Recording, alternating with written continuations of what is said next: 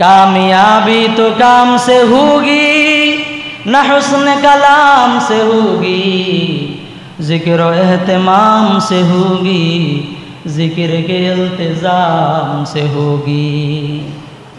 सुंदर सुंदर कथार सुंदर सुंदर आचरण करार द्वारा सुंदर सुंदर बयान करार द्वारा सुंदर सुंदर मजलिस करार द्वारा आशिक रसूल हवा जाए ना, कामयाब हवा जाए ना। जोरे कोन ठीक ना बे ठीक? आशिक रसूल যদি হতে হয় তাহলে আল্লাহর পয়গম্বরের তরিকায় আমাকে আপনাকে চলা লাগবে। এই সবগুলা কাপড় বের করে প্রত্যেকটা ছিদ্রের মুখ বন্ধ করতে আরম্ভ করলো। মুসলমান ভাইরা আমার খেয়াল করে শুনেন, হযরত আবু বকর রাদিয়াল্লাহু তাআলা আনহু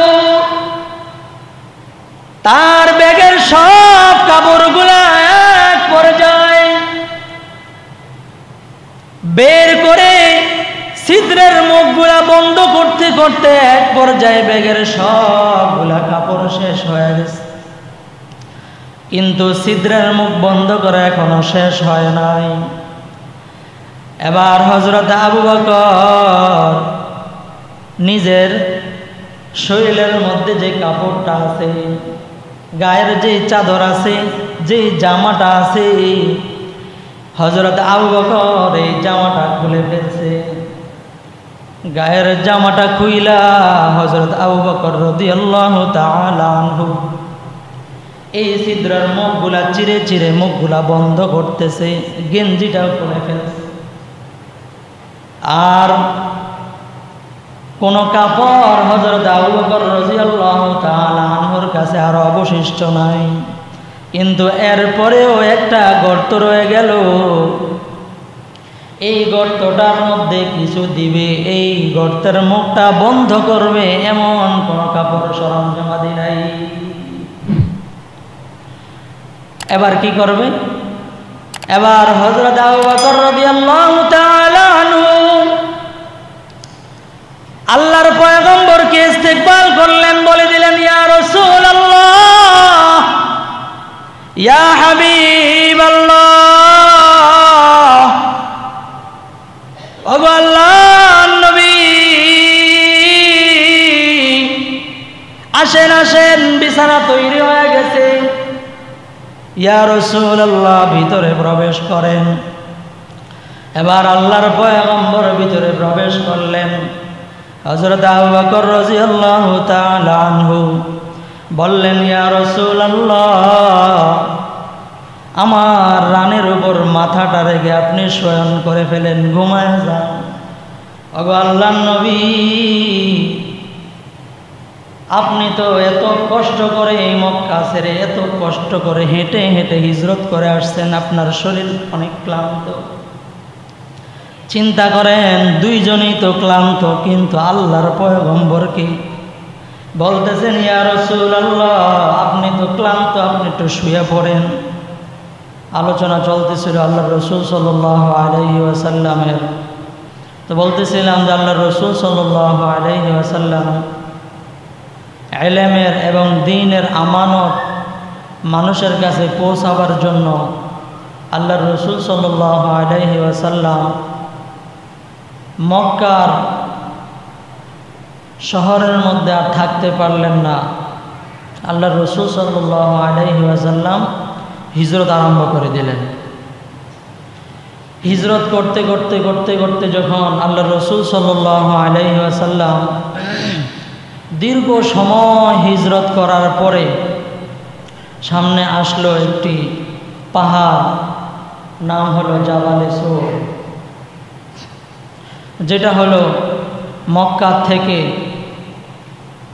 বর্তমানে মক্কার যে হিজরা একটা রোড আছে, এই রোড থেকে এই রোড দিয়ে যদি 4 কিলোমিটার যাওয়া হয় ওই জায়গাটার মধ্যে জাবালে সূর।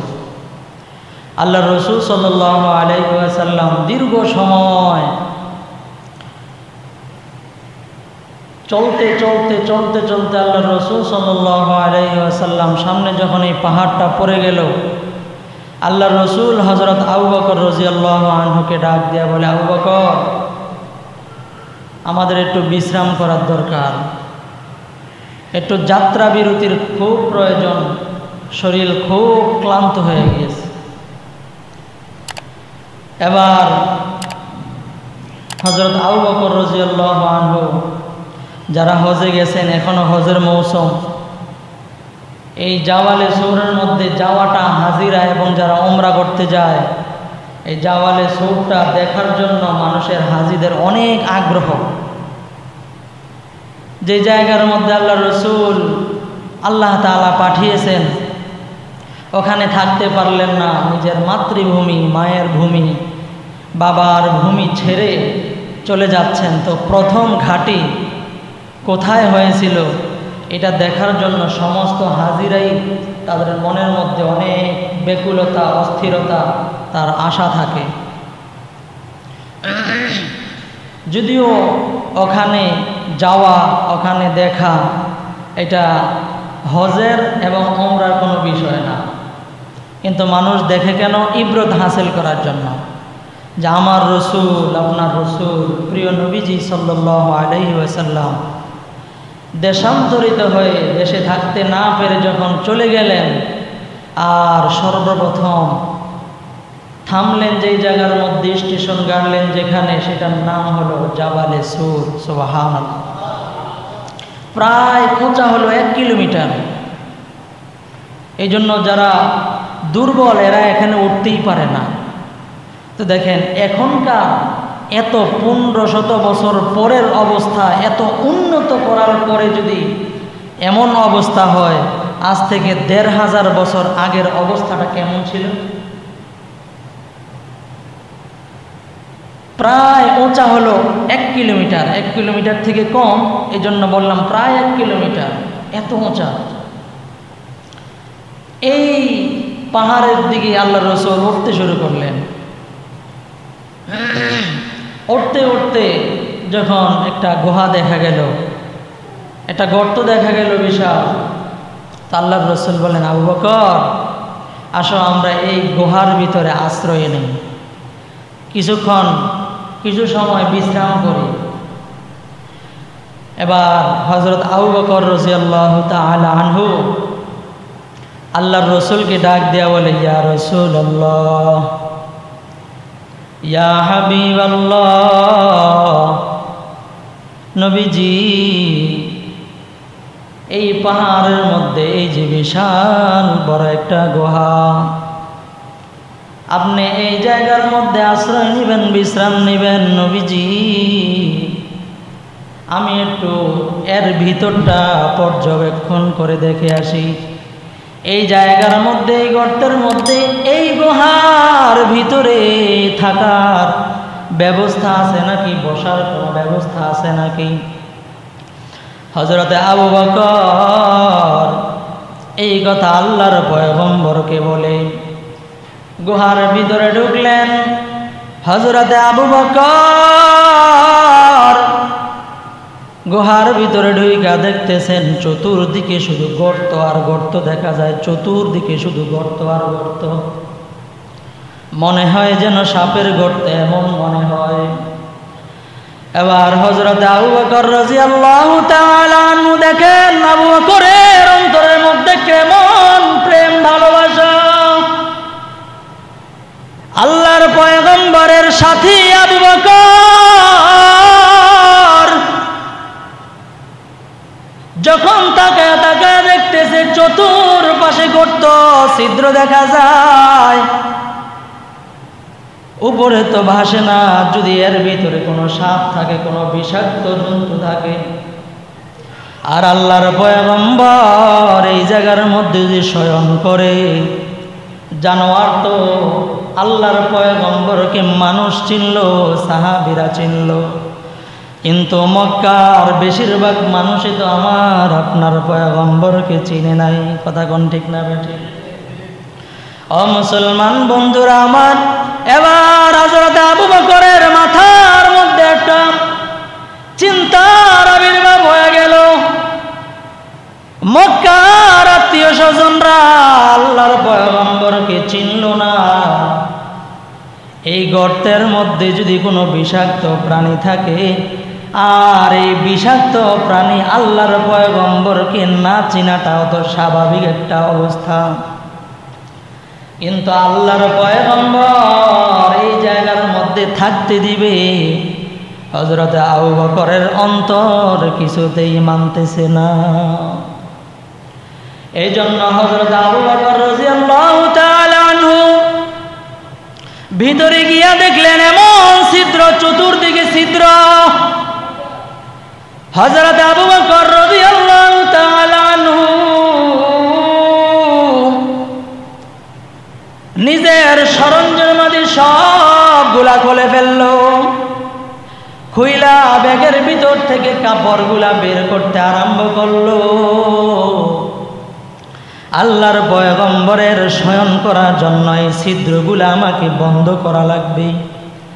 এই জন্য হযরত আবু বকর রাদিয়াল্লাহু আনহুর যত সামান আছে, যত কাপড় চোপড় আছে, এই সবগুলা কাপড় বের করে প্রত্যেকটা ছিদ্রের মুখ বন্ধ করতে আরম্ভ করলো। মুসলমান ভাইরা আমার খেয়াল করে শুনেন, হযরত আবু বকর রাদিয়াল্লাহু তাআলা আনহু তার ব্যাগের সব কাপড়গুলা এক পর্যায়ে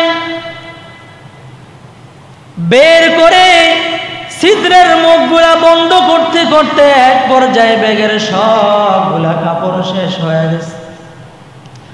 কিন্তু ছিদ্রের মুখ বন্ধ করা এখনো শেষ হয় নাই।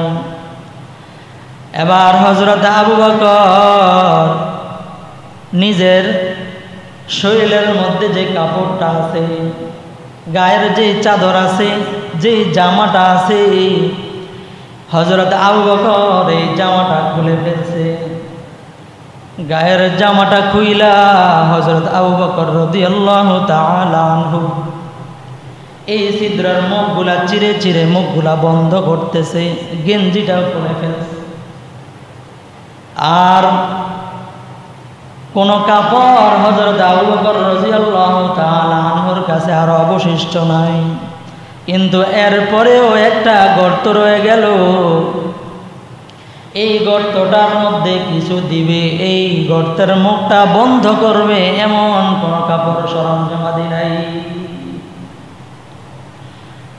এবার কি করবে? এবার হযরত আবু বকর রাদিয়াল্লাহু তাআলা আনহু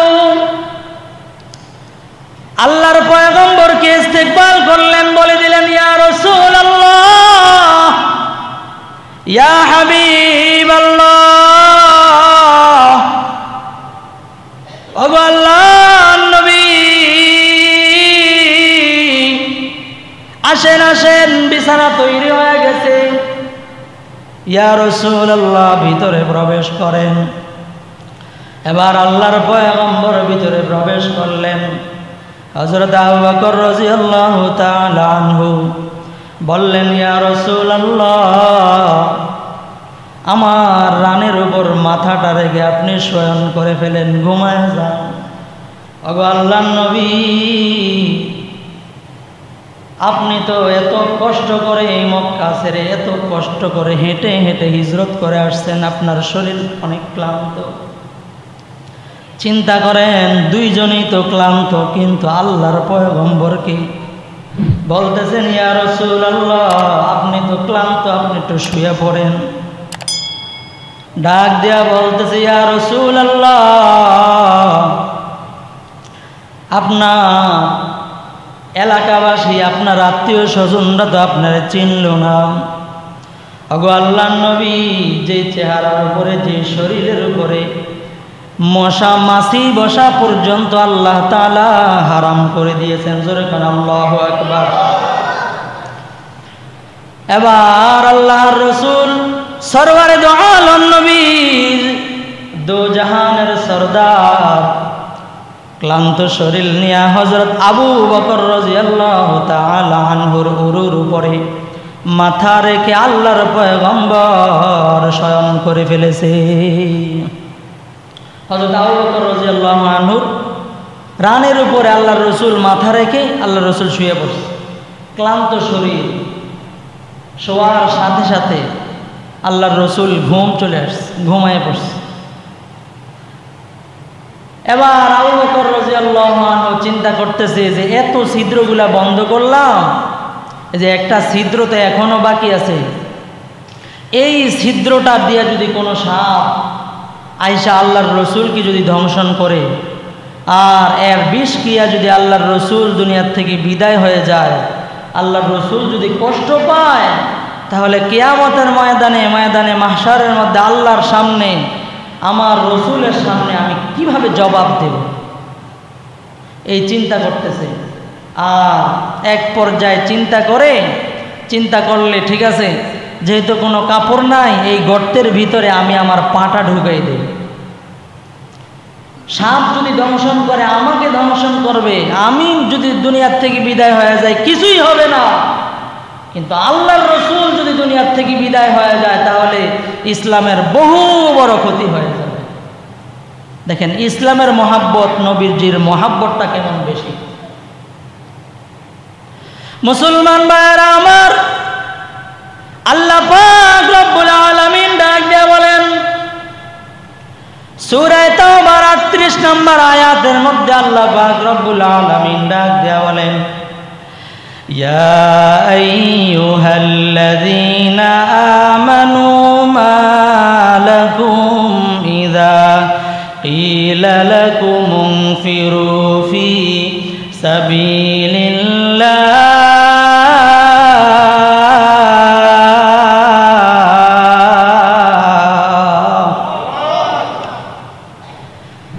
في سبيل الله اثاقلتم إلى الأرض أرضيتم بالحياة الدنيا من الآخرة আল্লাহ তাআলা ডাক দিয়া বলতেছেন, ও দুনিয়ার মানুষ, ও ঈমানদার, ও আমার বান্দা বান্দিরা, ইয়া আইয়ুহাল্লাযীনা আমানু মা লাকুম, তোমাদের কি হলো, কি হয়েছে তোমাদের কি হয়ে গেল বলো। সাকালতুম ইলাল আরদ ফি সাবিলিল্লাহ, যখন নাকি তোমাদেরকে বলা হয় আল্লাহর রাস্তায় বের হওয়ার জন্য, আল্লাহর হুকুমটা মানার জন্য তোমাদেরকে যখন বলা হয়, তোমরা মাটি আঁকড়ায় ধরো, তোমরা বলো আমার পরিবার আছে, আমার বিবি বাচ্চা আছে, এদেরকে কে দেখবে, কে দেখাশোনা করবে। কথা বলে আমরা বলি না, আমার সন্তান আছে, বুড়া মা বাবা আছে, ছোট ছোট বাচ্চা আছে, কে আমার সন্তানগুলাকে পালবে। আল্লাহ তাআলা এটাই বলতেছেন, ও দুনিয়ার মানুষ। মুহাদ্দিসিনে কেরাম বলেন, আল্লাহ পাক রব্বুল আলামিনের মন যখন ভালো থাকে, এদিকে তাকান, আল্লাহর মন যখন কি থাকে, কথা কন না, আল্লাহর মন যখন, আমাদের মন ভালো খারাপ হয় না মাঝে মাঝে। ব্যবসায় মনে করেন যে এই মাসের মধ্যে ব্যবসা একটু খুব মন্দা গেছে, তাহলে ভালো কথা কইলেও কি লাগে না, ভাল লাগে না। আজকে একটু ইনকাম কম হয়েছে, তো ভালো কথা, বউ একটা ভালো কথা কইলেও কি করে না, হয়তো ফালাই দেয়। কথা কোন ঠিক না বেঠিক? আল্লাহর মন যখন ভালো থাকে তখন আল্লাহ পাক এক ধরনের ডাক দেয়। যেমন আপনার মন ভালো, আপনি আপনার সন্তানটাকে ডাক দেন কিভাবে, আব্বু এদিকে আসো। কথা কোন ঠিক না বেঠিক? আর একটু কথা কোন না, ঘুমাইতেছেন নাকি? মন যখন ভালো থাকে, ফ্রেশ থাকে, তখন কি বলে, আব্বু এদিকে আসো, আব্বু এই কাজটা করে দাও, এভাবে কয় না? মন যখন এই এদিকে আয়, মন যখন খারাপ, মন চোরা, বাইরে তো কোথাও সমস্যা হয়েছে, অথবা বাড়িতে কোনো ঝামেলা হয়েছে, এখন বন্ধুদের কাছে গেছে, দোকানে গেছে, ভালো কথা দমক দিয়ে বয় দেবো। কথা ঠিক না? আল্লাহর মন যখন ভালো থাকে, মুহাদ্দিসিনে কেরাম বলেন, ওই সময় আল্লাহ পাক রব্বুল আলামিন বলেন, হে ঈমানদারেরা, সুবহানাল্লাহ বলবেন না? আর মন যখন একটু চড়া থাকে, ওই সময় আল্লাহ তাআলা ডাক দেয়, ইয়া আইয়ুহান নাস, হে মানুষ, হে মানুষ সকল। আর মন যখন ভালো থাকে, হে ইমানদারেরা, আব্বু এদিকে আসো, সুন্দর করে ডাক দেয় আল্লাহ তাআলা। এই আয়াতের মধ্যে এমন মন ভালো নিয়ে সুন্দর করে ডাক দিয়েছেন আমাদেরকে, ইয়া আইয়ুহাল্লাযীনা আমানু, হে ইমানদারেরা। এই আয়াতের আরো অনেক ব্যাখ্যা করা যায় শুধু এইটুকু শব্দের, কিন্তু এটা বলার সময় আজকে নাই। তো যেটা বলতেছি সেটা হলো আল্লাহ তাআলা আমাদেরকে এই আয়াতের মধ্যে কিভাবে ডাক দিতেছেন বলেন তো? মন ভালো করে না খারাপ করে? মন ভালো করে। মন ভালো করে যখন একটা ডাক দেয়, তখন সন্তান যদি আদর করে একটা ডাক দেয়, তখন সন্তান কি করে? কথাটা শোনে না? শোনে। দেখেন আল্লাহ তাআলা আমাদেরকে আদর করে, স্নেহ করে, মমতা দিয়ে, মায়া ভরা সুর দিয়ে ডাক দিয়া বলতেছেন, তোমাদের কি হলো রে, কি হলো তোমাদের? যখন নাকি আমার হুকুমের কথা বলি তোমরা আমার হুকুমের দিকে অগ্রসর হও না। কি হলো তোমাদের? তোমরা মাটি আঁকড়ায় ধরো। সাকালতুম ইলাল আরদ আরদিতুম বিল হায়াতিদ দুনিয়া মিনাল আখিরাহ। আখিরাতের তুলনায় দুনিয়াটাকে তো তোমাদের কাছে অনেক বেশি দামি মনে হয়। ফামা মাতাউল হায়াতিদ দুনিয়া ফিল আখিরাতি ইল্লা কালিল। আল্লাহ তাআলা বলেন, না, আখিরাতের তুলনায় দুনিয়াটা একেবারেই তুচ্ছ, একেবারেই নগণ্য। কথা কোন ঠিক না ঠিক? তাহলে আমরা দুনিয়ার জন্য কি করি আর আখিরাতের জন্য কি করি? আর হযরত আবু বকর রাদিয়াল্লাহু আনহু কি করলেন দেখেন, একটু মিলান। আল্লাহ তাআলা সব কিছু আমাদের জন্য ব্যবস্থা করে দিয়েছেন, আর বললেন যে আমার হুকুমগুলো মানো, আমার নবীর তরিকায় চলো, আর তুমি সব কাজ করো, অসুবিধা তো নাই। কিন্তু আমরা সব বাদ দিছি, দুনিয়াটা ঠিক আছে। কথা কোন ঠিক না ঠিক? আর দেখেন হযরত আবু বকর রাদিয়াল্লাহু আনহু গায়ের কাপড় জামাটা খুলে ফেলছে। আপনাকে যদি আজকে বলা হয় ইসলামের জন্য আপনার টুপিটা, আপনার গেঞ্জিটা, আপনার জামাটা পর্যন্ত খুলে দিয়ে দেন, কয়জন মানুষ সারা পৃথিবীতে পাওয়া যাবে? দিবে কয়জন মানুষ পাওয়া যাবে? আপনি চিন্তা করে, আমি দিব চিন্তা করে, আচ্ছা ঠিক আছে, আর একটু আইনা দিই। কিন্তু হযরত আবু বকর রাদিয়াল্লাহু আনহু কেন এত উপরে উঠলেন? এই জন্য হযরত ওমর রাদিয়াল্লাহু তাআলা আনহু হিজরতের পর হযরত ওমর একবার হযরত আবু বকর রাদিয়াল্লাহু তাআলা আনহুকে ডাক দিয়া বলে, খলিফাতুল মুসলিমিন, আমিরুল মুমিনিন, আবু বকর, আমার জিন্দেগীর সমস্ত আমলগুলো আপনাকে দিয়া দিতে চাই। চিন্তা করেন, জিন্দেগিতে আপনি হজ করেছেন, যাকাত দিয়েছেন, কত নামাজ রোজা করেছেন, কোনো মানুষ তো বলবে না যে আমার আমলগুলো আপনাকে হুজুর দিয়া দিতে চাই, বলবে কেউ? হযরত ওমর এই উম্মতের 2 নাম্বার জান্নাতি, 2 নাম্বার জান্নাতি লোক। হযরত ওমর ডাক দেয়া বলে, আবু বকর, আমার জিন্দগির সমস্ত আমলগুলো আপনাকে দিয়া দিতে চাই। জোরে কোন আল্লাহু আকবার। দেখতে দেখা যায় কেমন অবুঝ মানুষ, অথচ এত অবুঝ নয়, এত বিচক্ষণ। হযরত আবু বকর ডাক দেয়া বলে, ওমর কি হয়েছে? ঘটনা সত্য করে বলো, কেন তুমি তোমার আমল দিতে চাও? কিসের বিনিময়ে তোমার জীবনের সবগুলো আমল তুমি আমাকে দিবার চাও? সুন্দর করে বলো, আমাকে বলে দাও।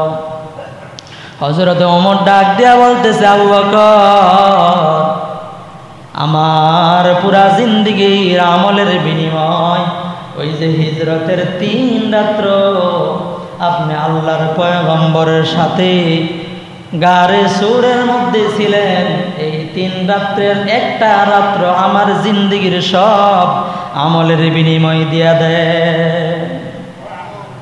কেমন দাম দেখেন, তাহলে কেমন দাম হইতে পারে? হযরত আবু বকর রাদিয়াল্লাহু তাআলা আনহু হযরত আনাস রাদিয়াল্লাহু তাআলা আনহুকে ডাক দেয়া বলে, বুখারী শরীফের হাদিস, হযরত আবু বকর রাদিয়াল্লাহু তাআলা আনহু ডাক দেয়া বলতেছে, যেই 3 রাত্রের মধ্যে আমি গারে সুরের মধ্যে ছিলাম, ওই 3 রাত্রের ব্যাপারে এমন আল্লাহর পয়গম্বরের সাথে যখন আমি ছিলাম, এই সবগুলা অবস্থা এমন হয়েছিল, আল্লাহর পয়গম্বর সরওয়ারে দু আলম নবী শয়ন করা অবস্থায় আল্লাহর পয়গম্বর ঘুমায়। আর এমন সময় আমার মনের মধ্যে কৌতূহল হলো, যদি একটা গর্তের ভিতর থেকে যদি একটা বিষাক্ত সাপ বের হয়ে যায় আর আল্লাহর পয়গম্বরকে যদি দংশন করে, তাহলে আল্লাহর পয়গম্বর যদি দুনিয়া থেকে বিদায় হয়ে যায়, আল্লাহ তাআলার সামনে আমি কেমন জবাব দিব? এই জন্য আমি আবু বকর জীবনের কোনো পরোয়া করি নাই। আমি মনে মনে ভাবলাম, যদি সাপ দংশন করে তাহলে আমি বিষাক্ত সাপের দংশন খেয়ে দুনিয়ার থেকে বিদায় হয়ে যাব, কোনো অসুবিধা নাই গো। কিন্তু এরপরেও আমার পয়গম্বর, মুসলমান ভাইয়েরা আমার যুবক, এবার হযরত আবু বকর রাদিয়াল্লাহু তাআলা আনহু পাও এই গর্তের মুখের মধ্যে পা দিয়া গর্তটা আটকায় দিলেন। হযরত আবু বকর রাদিয়াল্লাহু তাআলা আনহু যখন পা দিয়া গর্তের মুখের মধ্যে গর্তটা আটকায় দিলেন, কিছুক্ষণ পরেই হযরত আবু বকর রাদিয়াল্লাহু তাআলা আনহু লক্ষ্য করলেন, মনে মনে বুঝতে পারলেন, কিছু একটা যেন আমাকে বের হওয়ার জন্য কোন একটা সাপ মাথা দিয়া আমার পাকে সরানোর জন্য সে খুব চেষ্টা মেহনত করতেছে। কিন্তু হযরত আবু বকর জিন্দেগি শেষ হলেও তো পা খুলবে না, সাপের দংশন আল্লাহর পয়গম্বরের গায়ে লাগতে দিবে না। এক পর্যায়ে এমন সময় হযরত আবু বকর অন্যদিকে কোনো চিন্তা নাই, কোনো খেয়াল নাই, অন্যদিকে তাকায় নাই।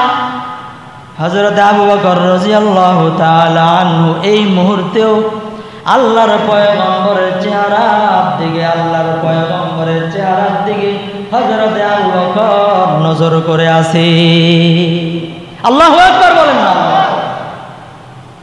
কারণ আল্লাহর পয়গম্বরের চেহারা দেখলে ইবাদত, কথা বলতে না ঠিক, আলেমদের চেহারা দেখলেও নফল ইবাদত হয় না, হয় না? মুসলমান ভাইরা আমার, এবার হযরত আবু বকর রাদিয়াল্লাহু তাআলা আনহুর কাছে দুনিয়ার মধ্যে সব চাইতে পছন্দনীয় জিনিস ছিল 3টা। কয়টা? জোরে বলেন, আরো জোরে। জোরে হলো না? আপনি মেতে গেছেন নাকি? একটু জোরে বলেন আল্লাহু আকবার। আরো জোরে আল্লাহু আকবার। আবু বকর রাদিয়াল্লাহু আনহুর পছন্দ কয়টা? সবাই কয় না, কয়টা? 3টা পছন্দ। 3টা পছন্দ করতে গেলে সময় অন্যদিকে যাবে। একটা বলি, এর মধ্যে একটা হলো আন-নজরু ইলা ওয়াজহি রাসূলিল্লাহি সাল্লাল্লাহু আলাইহি ওয়াসাল্লাম, যে সর্বদাই হযরত আবু বকর রাদিয়াল্লাহু আনহুর পছন্দ হলো, ইয়া রাসূলুল্লাহ, সব সময় আমি আপনার চেহারার দিকে তাকায় থাকা, এটা আমার কাছে সবচেয়ে পছন্দ। দেখেন পছন্দ। আর আমগো পছন্দ কি? স্টার জলসা চাওয়া। কথা কোন ঠিক না? ঠিক। ঘুমের তো উঠতে যায় টিভিটার সামনে, নামাজটা শেষ করে যায় সারস না কি আবার চলে যাইতেছে গা। কথা কোন ঠিক না? আমাদের পছন্দ কি? আমাদের পছন্দ হইল মসজিদে সবাই পরে আসবো আর সবাই আগে যাবো, পারলে সালাম ফিরান অর্ধেক হইলে যাই যা। কথা কোন ঠিক না? ঠিক। আমাদের পছন্দগুলা কি? আর হযরত আবু বকরের পছন্দ কি? আমাদের পছন্দ হলো সারাদিন বন্ধু বান্ধবের সাথে আড্ডা দেব, সারাদিন দুনিয়ার কাজে ব্যস্ত থাকবো, সারাদিন আমার মন মতো কাজের মধ্যে ব্যস্ত থাকবো। আর আবু বকর রাদিয়াল্লাহু আনহুর কাছে সবচাইতে পছন্দনীয় সারা সময় আমি আল্লাহর রসুলের চেহারার দিকে তাকায় থাকি। সুবহানাল্লাহ, আসতে বলেন। হযরত আবু বকর রাদিয়াল্লাহু আনহু এই যে সাপে ঢেলতেছে, আর হযরত আবু বকর রাদিয়াল্লাহু আনহু তাকায় রয়েছে কই? আল্লাহর রসুলের চেহারার দিকে। এবার সাপ যখন চেষ্টা করতে করতে আর বের হতে পারে না, মুহাদ্দিসিনে কেরাম তাফসীরের মধ্যে লিখেছে এই যে সাপটা হযরত আবু বকরের পায়ের মধ্যে এমন ভাবে চেষ্টা করতেছে বের হওয়ার জন্য, এই সাপটাও দীর্ঘ সময় পর্যন্ত আল্লাহর পয়গম্বরকে দেখার জন্য এই জায়গার মধ্যে আশ্রয় নিয়েছে। সুবহানাল্লাহ। মুসলমান ভাইরা আমার, এই অবস্থা যখন সাপ দেখলো পা সরায় না, এক পর্যায়ে চেষ্টা মেহনত শেষ, বিফল হয়ে গেল। সাপ চিন্তা করলো আমাকে ধ্বংসন করা ছাড়া তো আমার কোনো বিকল্প রাস্তা না, কারণ আল্লাহর পয়গম্বরকে আমার দেখাই লাগবে। জোরে কন্যা সুবহানাল্লাহ। ও মুসলমান যুবক, একটা সাপ পর্যন্ত আল্লাহর পয়গম্বরকে দেখার জন্য এত সময় পর্যন্ত অপেক্ষা করে।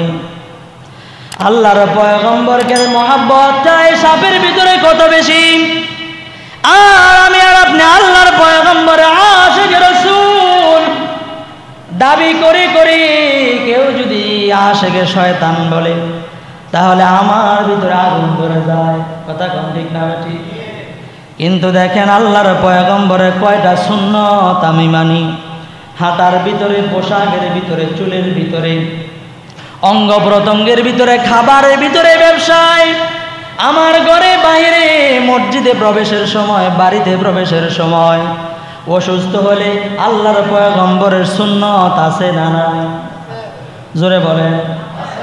সব জায়গায় তো আল্লাহর পয়গম্বরের সুন্নত আছে, কিন্তু আল্লাহর পয়গম্বরের আশিক দাবি করি, কিন্তু কোথাও সুন্নত মানি না। আমরা হলাম এমন আসে জিলাপির আসে। কথা কোন ঠিক না বেশি?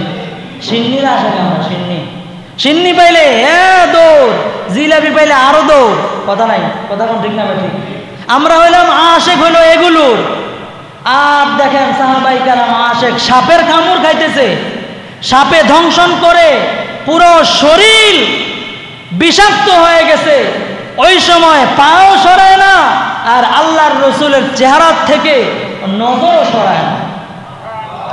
এ হলো আশিকের রসুল, আর আমরাও আশিকের রসুল। কথা কোন ঠিক না বেশি? চেহারায় সুন্নতের কোনো নিশানা নাই, চুলের মধ্যে, কাটিংয়ের মধ্যে, পোশাকের মধ্যে, খাবারের মধ্যে আল্লাহর রসুলের সুন্নতের কোনো তোয়াক্কা নাই আমাদের। কথা কোন না ঠিক না বেশি?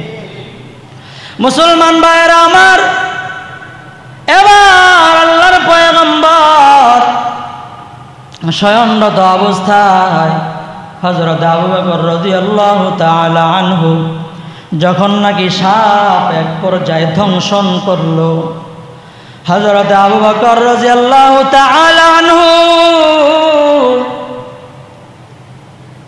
সাপের বিষাক্ততার কারণে, বিষের কারণে পুরো শরীর ব্যথায় আক্রান্ত হয়ে গেল। হযরত আবু বকর পুরো শরীর বিষাক্ত হয়ে যায়। হযরত আবু বকর রাদিয়াল্লাহু তাআলা আনহু চিন্তা করেন, এক জায়গার মধ্যে যদি একটা কামড় দেয় বিষাক্ত সাপ, এক জায়গায় শরীরের এক জায়গার মধ্যে যদি ব্যথা লাগে, কাউকে বলতে হয় না, চোখ দিয়া এমনিতেই পানি বের হয়ে যায়। কথা কোন ঠিক না ঠিক? এবার হযরত আবু বকর রাদিয়াল্লাহু তাআলা আনহু সাপের বিষের কারণে হযরত আবু বকরের চোখ বেয়ে বেয়ে যখন পানিগুলা টপ টপ করে পড়ে, টপ টপ গুলা পানিগুলা চোখ দিয়া বের হয়ে হয়ে পড়তে পড়তে আল্লাহর পয়গম্বরের গাল মুবারকের উপর পড়ল। আল্লাহু আকবার। আল্লাহর পয়গম্বর চোখের পানি গরম, এই পানি গালের মধ্যে পড়ার সাথে সাথে আল্লাহর পয়গম্বরের ঘুম ভেঙে গেল। আল্লাহর পয়গম্বর তাকায় দেখতেছে আবু বকর জোর জোর করে কান্নাকাটি করে, ডাক দিয়া বলতেছে আবু বকর কি হয়েছে তোমার, বলো বলো কি হলো তোমার আবু বকর? কেউ কি তোমাকে আক্রমণ করেছে নাকি? সাপ কি তোমাকে দংশন করেছে নাকি?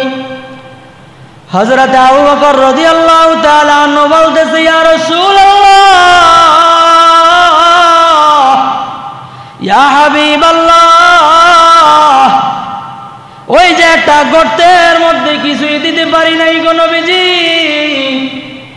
ওই জায়গা দিয়ে একটা সাপ অনেক সময় ধরে উঠতে চাইতেছে, এক পর্যায়ে আমাকে দংশন করলো। ওগো আল্লাহর নবী, এই সাপের বিষ ধরার কারণে আমার শরীর বিষাক্ত হয়ে গেছে, ব্যথায় কাতর হয়ে গেলাম। ইয়া রাসূলুল্লাহ, আমাকে একটু মাফ করে দেন না গো নবীজি, আমি তো আমার ইচ্ছাধীনভাবে আমি কান্নাকাটি করি নাই, আমার চোখ বেয়ে বেয়ে ইচ্ছাকৃতভাবে পানিটা পড়ে নাই। ইয়া রাসূলুল্লাহ, আমি তো ইচ্ছা করে কান্না করে আমার চোখ দিয়া পানি আপনার গালে পড়ে নাই। আল্লাহর রাসূল সরওয়ারে দো আলম ডাক দেয়া বলে আবু বকর কেন তুমি আমাকে জাগাইলা না? আল্লাহর রাসূল ডাক দেয়া বলে আবু বকর কোন জায়গার মধ্যে তোমাকে সাপ দংশন করেছে বলো বলো। হযরত আবু বকর রাদিয়াল্লাহু তাআলা আনহু ডাক দেয়া বলতেছে ইয়া রাসূলুল্লাহ ইয়া হাবিবাল্লাহ, এই যে আমার পায়ের গোড়ালির মধ্যে সাপ দংশন করেছে। আল্লাহর পয়গম্বর সরওয়ারে দো আলম ঘুম থেকে উঠে বসে গেল। আল্লাহর পয়গম্বর জবান থেকে মুখ থেকে একটু লালা নিয়া হযরত আবু বকর রাদিয়াল্লাহু তাআলা আনহুর সাপ দংশন করার জায়গায় লাগায় দিল। সাথে সাথে আবু বকর রাদিয়াল্লাহু আনহুর সাপের বিষ পানি হয়ে গেল। আল্লাহ পাক রব্বুল আলামিন ডাক দিয়া বলেন ইল্লা তানসুরুহু ফাকাদ নাসারাহুল্লাহ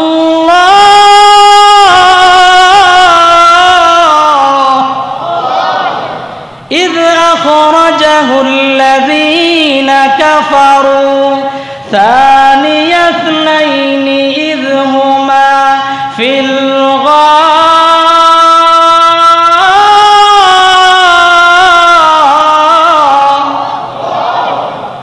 আল্লাহ পাক রব্বুল আলামিন ডাক দিয়ে বলে ও দুনিয়ার মানুষ, যখন নাকি আল্লাহর পয়গম্বরের শত্রুরা আল্লাহর পয়গম্বরকে বের করে দিল, ওই সময় যদি তোমরা আল্লাহর পয়গম্বরের দ্বীনের মধ্যে সাহায্য না করো, ইসলামের মধ্যে সাহায্য না করো, দুনিয়ার কোনো মানুষ আল্লাহর পয়গম্বরের কাছে সাহায্য করলো না, ইসলামের সাহায্য করলো না, তাহলে কিঞ্চিত পরিমাণ একটা সুতা পরিমাণ ইসলামের কোনো ক্ষতি হবে? কথা বলেন না, ইসলামের কোনো ক্ষতি হবে? আল্লাহ তাআলা বলেন তোমরা সাহায্য না করলে কি হবে? ফাকাদ নাসারাহুল্লাহ। আল্লাহু আকবার। আল্লাহ তাআলা বলেন তোমরা যদি সাহায্য নাও করো তাহলে একমাত্র সাহায্য করবেন কে? জোরে বলেন, জোরে বলেন কে? আল্লাহ তাআলাই সাহায্য করে দিবেন। জোরে কোন সুবহানাল্লাহ। কিন্তু চিন্তার বিষয় হলো আমিও যদি ইসলামের কোনো সাহায্যের মধ্যে আমি গেলাম না, আল্লাহর তো কোনো ক্ষতি নাই, কিন্তু একটা চিন্তা করবেন মুসলমান বাবাজি ও যুবক ভাইয়ারা, যদিও আমি ইসলামের মধ্যে কোনো সাহায্য সহযোগিতা না করলে ইসলামের কোনো ক্ষতি নাই, কিন্তু আমি সাহায্য না করার কারণে আমার অবস্থান আবু বকর সিদ্দিকের মতো না আবু জাহেলের মতো। এটাই হলো চিন্তার বিষয়। কি বুঝলাম? আল্লাহর রসুলের আশেক হতে হলে খাঁটি আশেকের রসুল হতে হবে। কথা কোন ঠিক না ঠিক? আল্লাহর রসুলের আশেক কাফেরদের মধ্যেও ছিল। আল্লাহর রসুলের চাচা, হ্যাঁ, আবু লাহাব, আল্লাহর রসুলের চাচা আবু লাহাব আল্লাহর রসুলের অনেক আশেক ছিল। কথা কোন ঠিক না ঠিক? কিন্তু কি কোন অবস্থায় মারা গেছে? বেঈমান অবস্থায় মারা গেছে। জান্নাতে যাবে? তাহলে আশেক হলেই আল্লাহর রসুলের সঙ্গী হওয়া যায় না। খাঁটি আশেকের রসুল আবু বকর, ওমর, উসমান, ওনাদের মতো আশেকের রসুল যদি হওয়া যায় তাহলে সেই আশেকের রসুলের কামিয়াব। কথা কোন ঠিক না? कामयाबी तो काम से होगी न हुस्न कलाम से होगी, जिक्र एहतमाम से होगी, जिक्र के इल्तिजाम से होगी। सुंदर सुंदर कथार सुंदर सुंदर आचरण करार द्वारा सुंदर सुंदर बयान करार द्वारा सुंदर सुंदर मजलिस करार द्वारा आशिक रसूल हवा जाए ना, कामयाब हवा যায় না। জোরে কোন ঠিক না ঠিক? আশিক রাসূল যদি হতে হয় তাহলে আল্লাহর পয়গম্বরের তরিকায় আমাকে আপনাকে চলা লাগবে।